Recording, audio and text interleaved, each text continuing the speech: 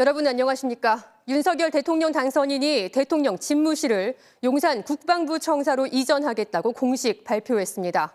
윤 당선인은 임기 첫날인 5월 10일부터 용산 집무실에서 업무를 시작하고 청와대 모든 시설은 국민에게 개방하겠다는 구상을 밝혔습니다. 먼저 배주환 기자입니다.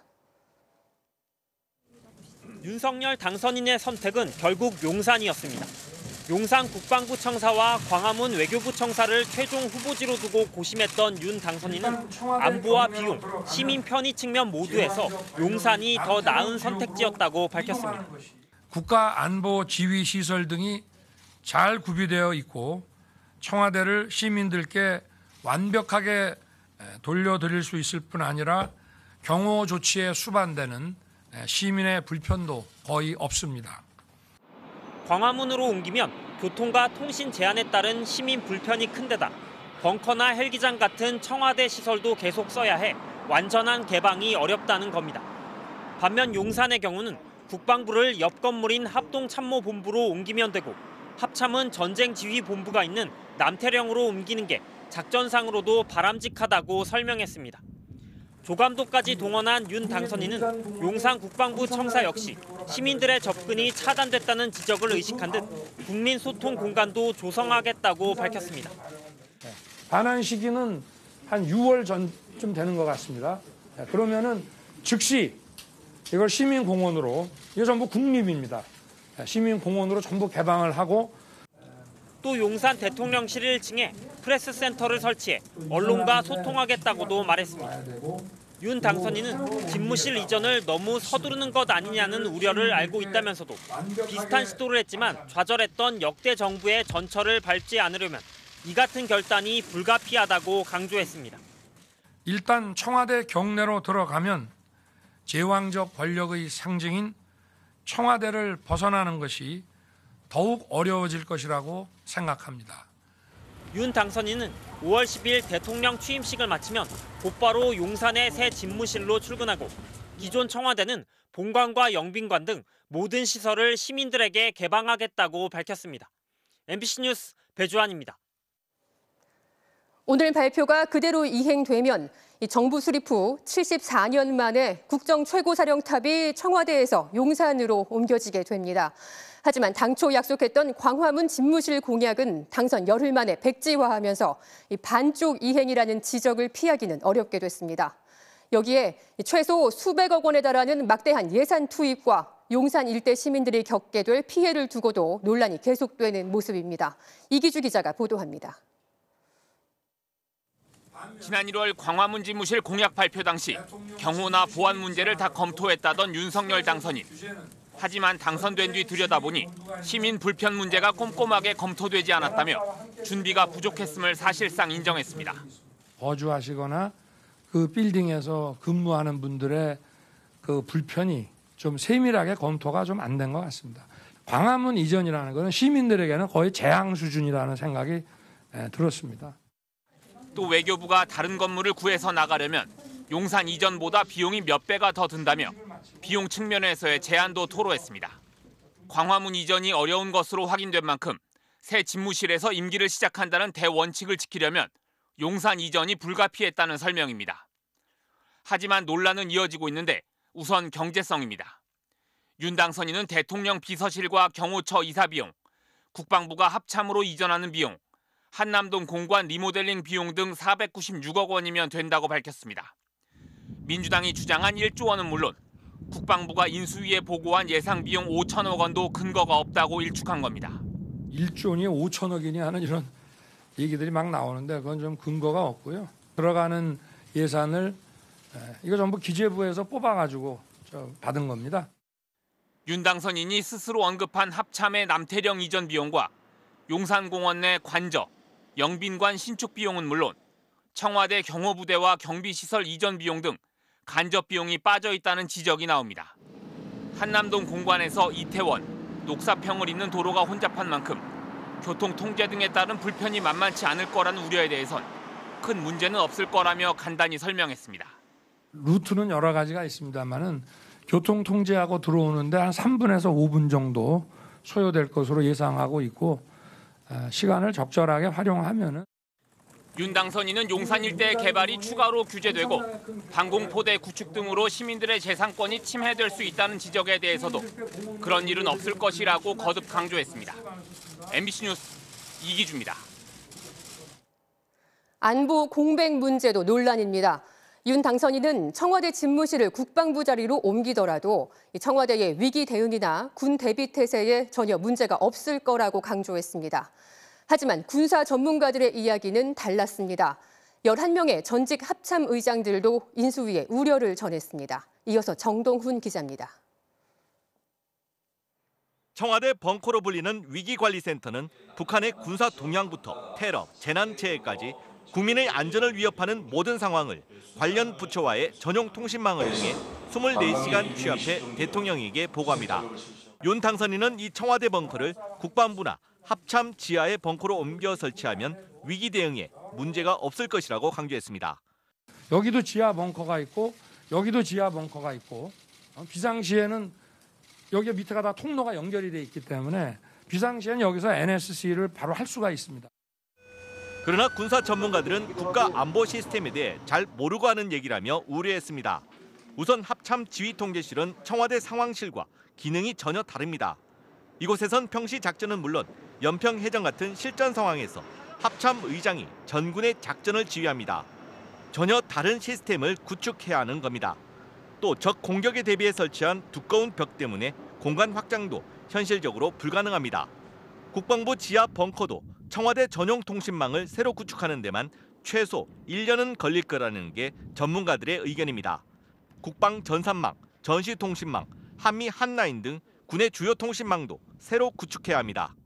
군의 군사적 상황 관리 이런 부분에 대해서 전혀 이해를 못하고 무책임한 말을 이렇게 이야기하는 것은 국가 위기 관리 또 군사적인 전문성 이런 부분에 대한 몰 이해를 드러내는 대목입니다.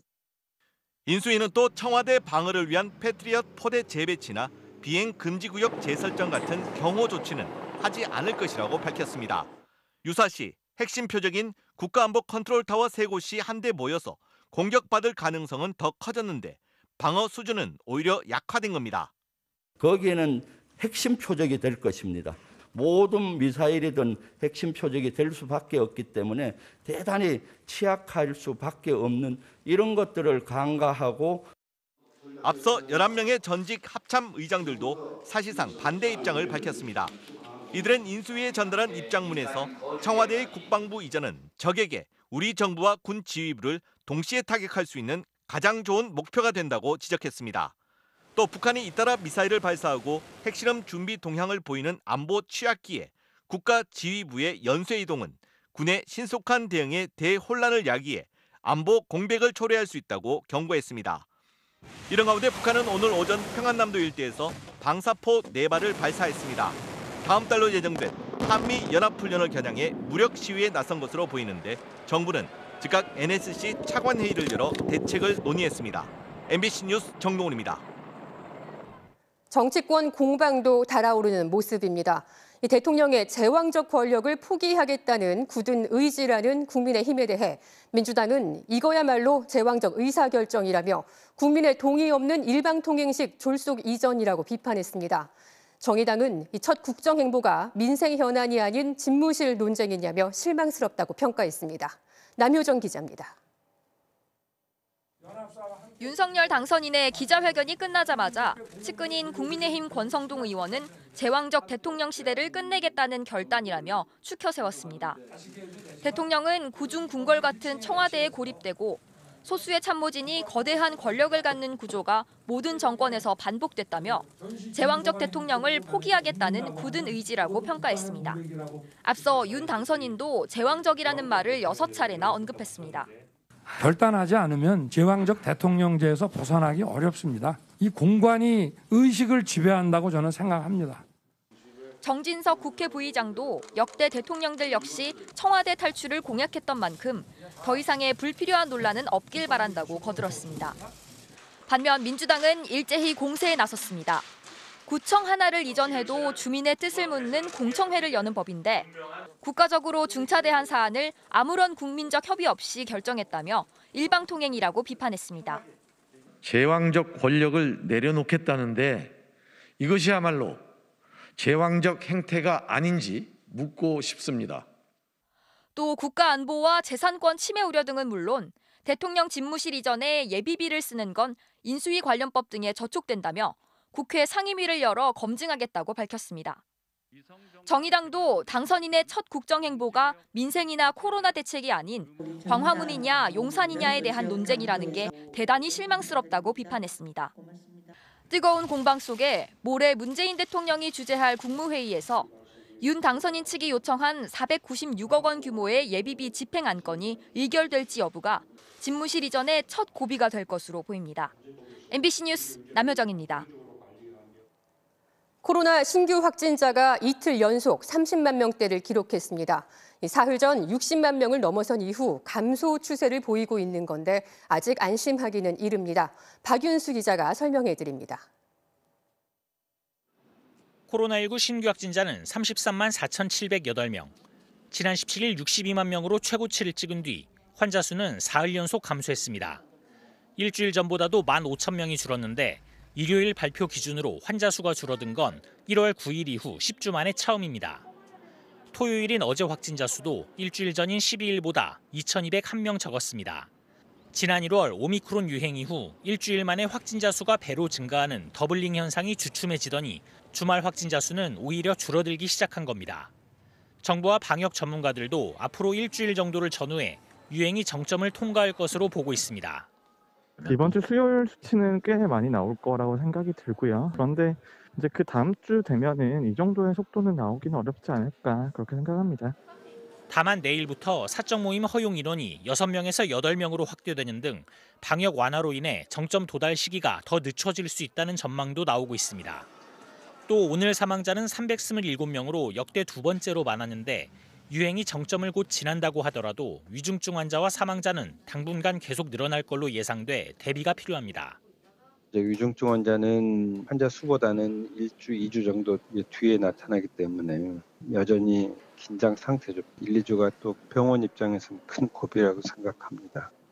전국 중환자 병상 가동률은 67.6%지만 경남은 92%, 광주, 충남 87% 등 일부 비수도권 지역은 이미 포화 상태입니다. 한편 12세에서 17세 청소년들의 3차 접종이 내일부터 본격적으로 시작됩니다.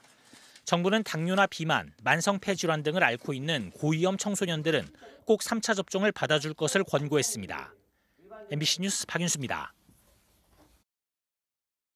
러시아군에 포위돼 3주 동안 무차별 포격을 당했던 우크라이나 남부 도시 마리우폴이 함락 위기에 처했습니다. 일부 방어선이 뚫리면서 시내 곳곳에선 치열한 전투가 벌어지고 있는데요. 우크라이나 국경 지역에 나가 있는 취재기자 연결해 자세한 상황 알아보겠습니다. 자, 조희원 기자, 현재 마리우폴 상황 어떻습니까? 네, 마리우폴은 지난달 24일 개전 이후 러시아군이 수도 키이우와 함께 집중적으로 포격을 퍼부은 주요 도시인데요. 전쟁 4주째로 접어들면서 더 이상 견디지 못하고 일부 방어선이 뚫린 것으로 전해졌습니다. 바딤 보이첸코 마리우폴 시장은 외신과의 인터뷰에서 러시아군의 탱크가 시내에 진입했고 치열한 전투가 벌어지고 있다고 전했습니다. 올렉시 아레스토비치 우크라이나 대통령 보좌관은 SNS를 통해서 현재로서는 마리우폴을 군사적으로 지원할 방법이 없다고 말했습니다. Более того, были попытки оказать воздушную поддержку, и они, мягко скажем, не увенчались успехом. Мариуполь. SNS에는 러시아군의 탱크와 장갑차 등이 폐허가 된 마리우폴 시내를 이동하는 영상이 공유되고 있습니다. 러시아군의 폭격으로 무너진 극장의 처참한 모습도 공개가 됐습니다. 우크라이나 정부는 130여 명을 이곳에서 구조했지만 아직도 1,300명이 남아있다며 치열한 시가전으로 구조가 어려운 상황이라고 전했습니다. 한 경찰은 국제사회에 간절히 도움을 호소했습니다. Посмотрите туда внимательно. Это разрушенный город. Это лишь часть города, которая разрушена самолетами противника, самолетами России. 러시아가 마리우폴을 점령할 경우에 내륙 진출 통로를 확보하고 병력을 재배치해서 키이우 공격 수위를 높일 수 있다는 우려가 나오고 있습니다. 이런 가운데 러시아 국방부는 오늘 또 극초음속 미사일을 발사해서 우크라이나 남부 미콜라우이 지역의 군 연료 저장 시설을 파괴했다고 밝혔습니다. 네, 전쟁이 갈수록 격화되고 있는데 지금 피난민 수도 330만 명을 넘어섰다고요. 네, 대피소 내부는 물론 이곳 주차장까지 피난민들로 가득 찬 상황입니다. 유엔 난민기구는 현재까지 우크라이나 밖으로 탈출한 피난민만 332만 명에 이르고 국내에 남아있는 피난민도 650만 명이 넘는다고 밝혔습니다. 1,000만 명이 넘어가는 건데요. 폴란드로 넘어온 피난민만 200만 명이 넘어서 포화 상태에 이른 지 오래입니다. 폴란드 정부는 다음 주 열리는 나토 정상회의에서 민간인 피해 상황을 줄이기 위해서 평화유지군을 파병하는 방안을 제안할 예정입니다. 지금까지 폴란드 프셰미실에서 전해드렸습니다. 네, 앞서 보신 것처럼 피난민 수가 늘면서 폴란드 정부가 마련한 임시 대피소는 이미 포화 상태입니다. 그런데 피난민들에게 자신의 집을 내어주는 폴란드인들이 늘고 있다고 합니다. 서혜영 기자가 직접 만나봤습니다. 폴란드 프셰미실 외곽에 위치한 빨간 지붕집. 60대 부부가 살던 조용한 집이 7살과 5살 개구쟁이들의 차지가 됐습니다. 아이 3명을 모두 독립시킨 폴란드인 이레나 씨는 남아있는 방을 우크라이나 피난민 가족에게 내어줬습니다. 36년 동안 초등학교 선생님으로 일한 만큼 아이들과의 생활도 금방 익숙해졌습니다. Spokojnie ona pomaga. No dzieci już się zaadoptowały, już są wesołe, prawda, dzieci. No na pewno potrzebują, ja nie rozmawiałam z nimi, ale na pewno potrzebują pomocy. Na pewno, tak, mnie się uswoją.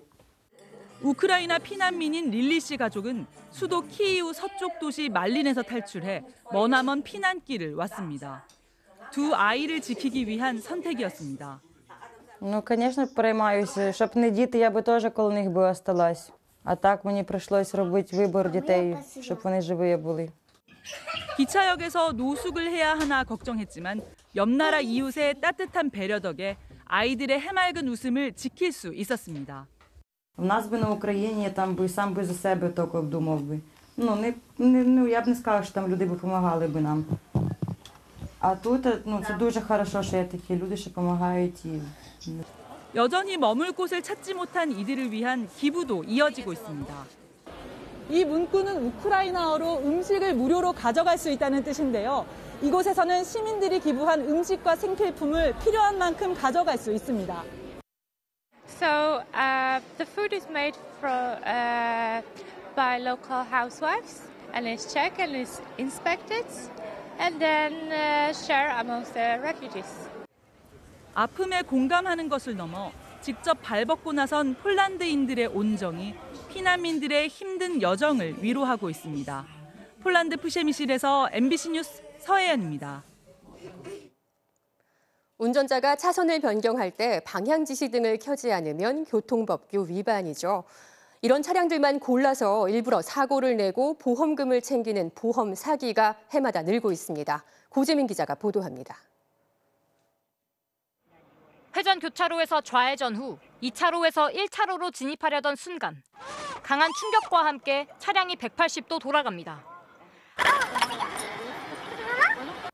방향 지시 등을 켜지 않고 차로를 변경했다가 뒤따라오던 검은색 승용차에 들이받친 겁니다. 인천의 또 다른 교차로. 좌회전 직후 옆 차로에서 뒤따라오던 검은색 승용차가 슬쩍 다가와 부딪힙니다. 역시 방향 지시 등을 켜지 않은 차량을 노린 전형적인 고의 교통사고였습니다. 이 같은 교통사고 보험 사기는 지난해에만 513건이 적발돼 2,400여 명이 붙잡혔고 이 가운데 79명이 구속됐습니다. 이들은 한 대에 1억 원이 넘는 고급 수입차로 사고를 내는가 하면 일부러 여러 명이 차에 타고 사고를 내 보험금을 부풀리는 수법을 썼습니다. 지난 3년 동안 적발된 사람은 20%, 피해 금액도 500억 원 넘게 증가하는 등 교통사고 보험 사기는 해마다 증가하는 추세입니다. 특별한 기술을 요하지 않고 단순히 차에 탑승하고 있는 것만으로도 가담할 수 있다 보니까 회사원이나 학생, 주부 등 일반인도 좀 범죄 가담 비율이 자꾸 증가하고 있습니다. 이에 경찰은 내일부터 10월 말까지 7개월간 교통사고 보험 사기를 집중 단속하기로 했습니다. 고의로 사고를 내거나 사고를 부풀려 보험금을 타는 것 외에 합의금을 챙기거나 미수에 그친 경우도 단속 대상에 포함됩니다.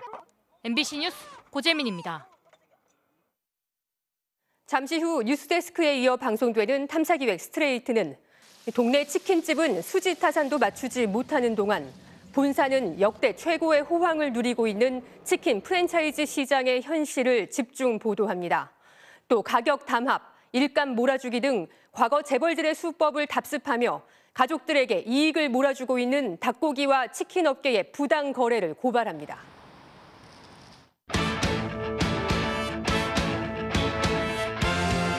일요일 밤 스포츠 뉴스입니다.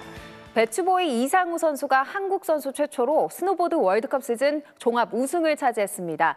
지난 베이징 겨울올림픽에서 0.01초 차 패배 직후 자신에게 한 약속을 지켰습니다. 이명진 기자입니다. 베이징 겨울올림픽 금메달 후보로 꼽혔지만 0.01초 간발의 차로 8강에서 탈락했던 이상호. 제 인생 최고로 많은 관심과 응원을 이렇게 받아봤는데 금메달을 못 따게 돼서 너무 죄송스럽기도 하고요. 이번 시즌 우승이라는 그런 또 좋은 타이틀로 찾아뵐 수 있도록 또 열심히 하겠습니다. 이상호는 보란 듯이 이 약속을 지켰습니다. 알파인 스노보드 월드컵 올 시즌 마지막 개인 경기에서 동메달을 차지하면서 월드컵 남자부 종합 순위 1위에 올라 종합 우승을 확정했습니다. 한국 선수론 최초입니다. 이상호는 시상대 가장 높은 곳에서 종합 우승자에게 주는 수정 트로피를 받아들었고 애국가가 울려 퍼졌습니다. 종합 랭킹 우승이라는 정말 좋은 성적으로 마무리했는데 준비 잘해서 다음 시즌에 또 좋은 모습 보여줄 수 있도록 하겠습니다. 감사합니다. 강원도 배추밭에서 스노보드를 연마해 배추보이란 별명을 달고 4년 전 평창 은메달로 역사를 새로 쓴 이상호. 한국 최초 월드컵 종합 우승이란 또 한 번의 쾌거를 달성하며 세계 정상에 우뚝 섰습니다. MBC 뉴스 이명진입니다. 안세영 선수가 세계 랭킹 1위를 꺾고 전형 오픈 배드민턴 여자 단식 결승에 진출했는데요. 우리 선수로는 26년 만에 우승에 도전합니다. 손자훈 기자입니다. 세계 랭킹 1위 대만의 타이징을 상대로 1세트를 21대 19로 가져온 안세영. 2세트는 아예 압도적이었습니다. 특히 이 장면이 대단했습니다. 몸을 던져 리시브를 해내고서 재빨리 다시 일어나 랠리를 이어갔고 네트를 맞고 떨어지던 셔틀콕까지 주저앉으면서 받아냈습니다. 끝내 포인트를 획득하고 환호했습니다. 결국 2세트를 21대 13으로 따내면서 승리를 거둔 안세영. 생애 처음으로 세계 최고 권위의 전용 오픈 결승에 진출했습니다. 상위 랭커 이기는 게 당연한 일은 아니지만 그래도 제가 열심히 노력한 결과라고 생각해서 그렇게 놀랍진 않은 것 같습니다. 안세영은 잠시 후 세계 2위 일본의 야마구치 아카네를 상대로 1996년 방수연 이후 26년 만에 전용 오픈 여자 단식 우승에 도전합니다. MBC 뉴스 손자훈입니다. K리그 데뷔 6경기 만에 드디어 첫 골을 터뜨린 이승우 선수 이야기로 토플레이 출발합니다. 대구를 홈으로 불러들인 수원FC. 0대1로 끌려가던 전반 12분 측면에서 찔러준 공을 향해 이승우 선수가 온 힘을 다해서 쫓아갑니다. 수비수 2명과 치열한 몸싸움을 벌이는데요. 그대로 슛! 동점골을 터뜨립니다. K리그 데뷔 6경기 만에 애타게 기다리던 첫 골을 넣은 이승우. 그냥 넘길 수 없죠. 흥겨운 쌈바춤으로 자축하는데요. 춤 실력은 노코멘트 하겠습니다. 이번엔 메이저리그로 갑니다. 컵스와의 시범 경기에 2번 타자 유격수로 선발 출전한 김하성. 첫 타석에서 6구 승부 끝에 볼넷을 골라냅니다. 세 번째 타석에선 첫 안타도 때려냈는데요. 높은 직구를 제대로 공략했네요. 지금까지 톱플레이였습니다. 르브론 제임스가 압둘 자바에 이어 NBA 통산 득점 역대 2위에 올랐는데요. 대기록을 달성한 순간 기립박수가 쏟아졌습니다. 일요일 밤 스포츠 뉴스였습니다.